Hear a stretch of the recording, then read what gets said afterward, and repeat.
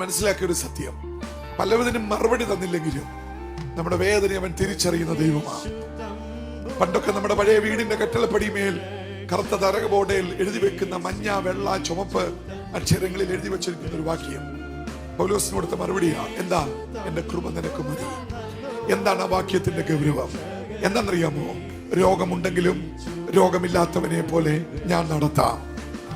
പ്രശ്നമുണ്ടെങ്കിലും അതിന്റെ മുകളിൽ കൂടി ഞാൻ നിന്നെ നടത്താം. പ്രതിസന്ധി മാറിയെന്ന് വരത്തില്ല, പക്ഷെ പ്രതിസന്ധിയെ നീ ഓവർകം ചെയ്യും. Praise the Lord. നീ അക്കരെ കടക്കും. ദൈവാത്മാവ് ഞാൻ ഉള്ളു തുറന്ന് സംസാരിക്കുക. പ്രിയമുള്ളവരെ, പ്രതിസന്ധി അവിടെ ഉണ്ടെങ്കിലും നീ അതിന്റെ മുകളിൽ കൂടി നടക്കും. ആ നടത്തുന്ന ശക്തിയുടെ പേരാ ദൈവകൃപ.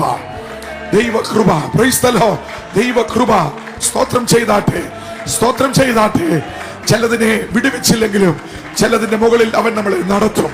ചില പ്രശ്നങ്ങളുടെ മുകളിൽ നമ്മളെ പിടിച്ചു നിർത്തും. ചില വെല്ലുവിളികളുടെ മുകളിൽ കൂടി തരണം ചെയ്യിക്കും. ചില പ്രയാസങ്ങളിൽ അവന്റെ ശക്തി വ്യാപരിക്കും. എന്താ?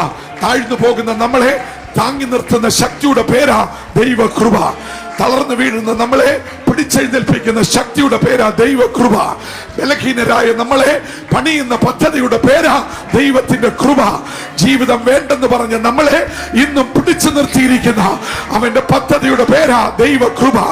ഈ ജീവിതം എന്ന് തീർന്നിരുന്നെങ്കിൽ കൊള്ളാമായിരുന്നുവെന്ന് പല രാത്രിയുടെ യാമങ്ങളും ചിന്തിച്ച നമ്മളെ ഇന്ന് രാത്രിയിലും ആശ്വാസത്തോടെ ഇവിടെ ഇരുത്തിയിരിക്കുന്ന അവന്റെ പദ്ധതിയുടെ പേരാ ദൈവത്തിന്റെ കൃപ.